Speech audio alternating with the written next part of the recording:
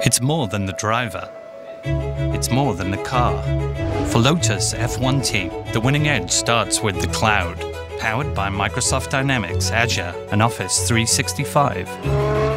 The team can analyze and share data from over 200 sensors, working in sync to make the calls that make the difference between winning and losing. This is the Microsoft Cloud.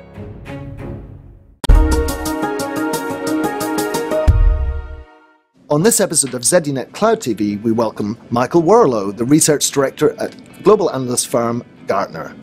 Michael, welcome. Thank you. It's a pleasure to be here. Michael, your job at Gartner is to analyse and comment on a whole range of technology, including virtualization and cloud. So who better to tell us what's going on with cloud in Australia, New Zealand, and indeed in Asia? So what is going on, Michael? So what I've found over the last 12 months is it's like a switch has been turned and a light has gone off. Whereas a year ago there was a lot of resistance to cloud. Somehow over the last 6 months or so, a lot of cloud projects have started to really gather steam, and some of them have been considerably large in size. So it's marked a significant turning point in how enterprises are looking at cloud, and the concerns that they've had about cloud have started to give way to, we need to embrace cloud and we need to find the right opportunities for cloud.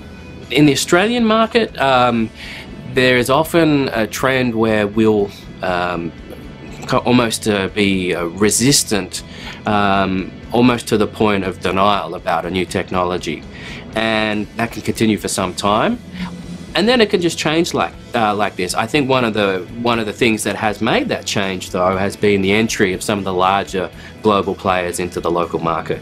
Government is a bit interesting in it. At the moment, it's showing a lot of different kind of behaviours, from complete rejection to wholesale adoption.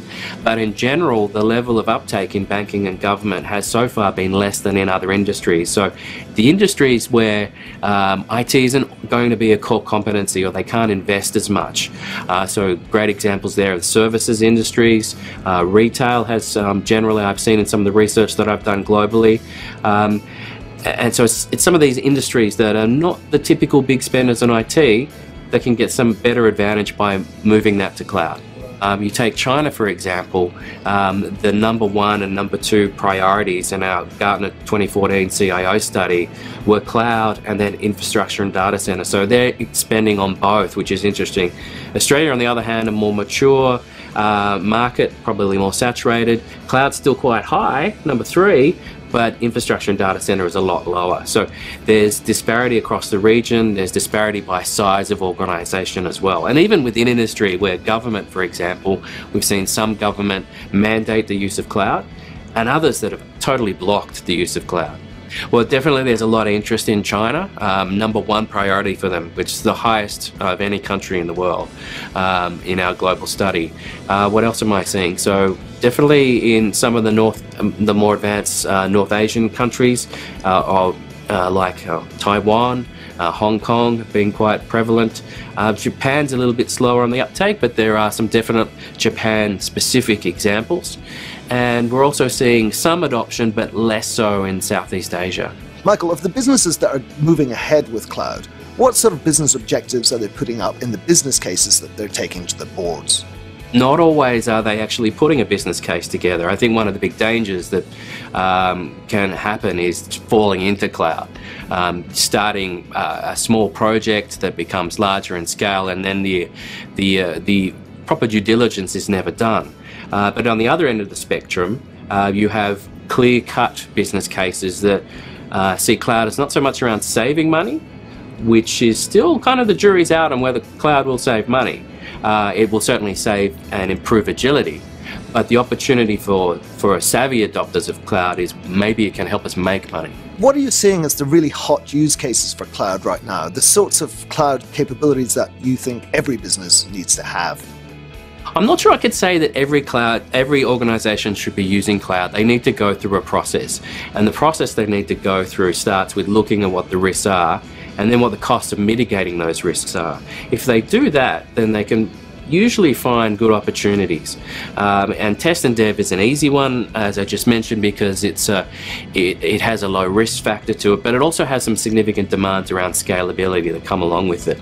I've seen other examples of organizations that have done wholesale migration of their data center environment completely into a public cloud provider.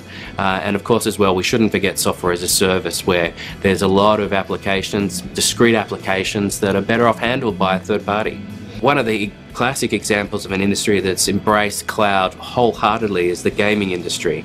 They're one of the largest users of cloud technology because of the scaling elasticity capability that's available from cloud.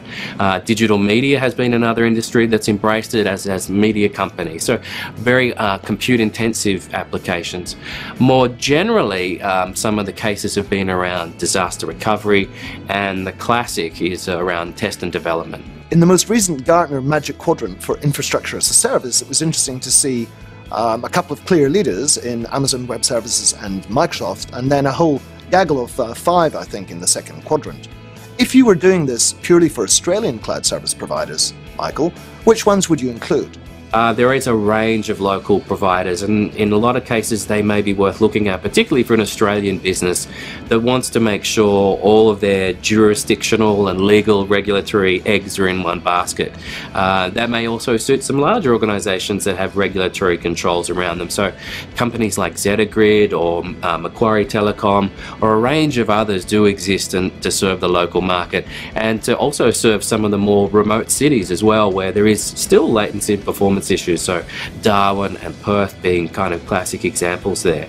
And it's what's interesting in the global perspective, some of those players are now present, a lot of them are coming if they're not, and there's also been a fascinating entry, some big names like Google for instance, and also Microsoft kind of jumping up into that leaders quadrant. So a lot of change. I expect that to happen into the future, and look at the local players as well as the global players. And to extend the question to Asia, which Asian cloud service providers would you include? Yep, absolutely. So Singtel's a classic example. They're certainly not alone, but they're a company that's invested in a range of locations across the region. There are other examples at a country by country level in the telecommunications players. I would caution anyone who's looking at those players to make sure they have the right level of relative capabilities to the global players, and also that they have the right levels of service. But apart from that, they can provide a combination of networking capabilities and also cloud services from one stop, which is kind of attractive to a lot of customers. Michael, it's been great hearing what you have to say about cloud in this region. I'm sure our audience will find a lot of that fascinating. I'd like to say thank you very much to yourself and Gartner for coming in and spending time with us today. You're welcome.